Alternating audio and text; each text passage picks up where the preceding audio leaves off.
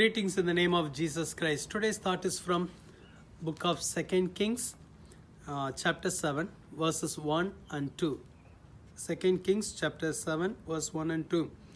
Then Elisha said, "Hear the word of the Lord. Thus says the Lord, tomorrow about this time, a seah of fine flour shall be sold for a shekel, and 2 seahs of barley for a shekel at the gate of Samaria."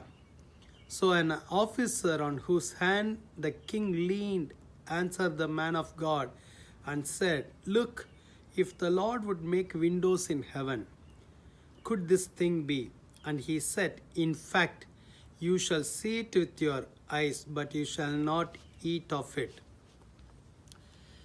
Here, the word of the Lord came to his people through his servant prophet Elisha about the change which God is going to bring into that land. That time the land was going through great famine. But when the word of the Lord came to his people, the word said, tomorrow by this time, everything will change. People can get the things in very less price. People can buy things in very less expensive price. When the word of the Lord came to his people, there was an officer. He calculated everything in his mind and he confessed negatively. He was questioning God's word.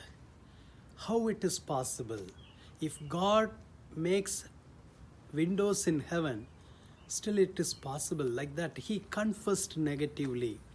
He spoke against the word of God.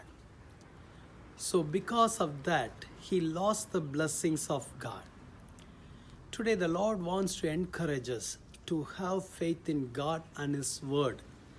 Whatever the Lord tells us, we need to believe it. Many times we are seeing the situation, it looks very hopelessness and it discourages and it put a lot of question in our heart. How it is possible? How this thing will change? How this person will change? How this is possible over the night? How this can change over the night? We have many questions. But in midst of all the questions, we need to believe in the word of God. We need to tell the Lord, let things happen according to your word. Whatever it is, Lord, let it happen according to your word. There is power in the word of God. Whatever God says, He is able to fulfill it. We need to believe in His word. Today, the Lord wants to bring good changes in your life also. He can do it. Just believe in His word. Do not confess negatively. Do not speak against the plans of God.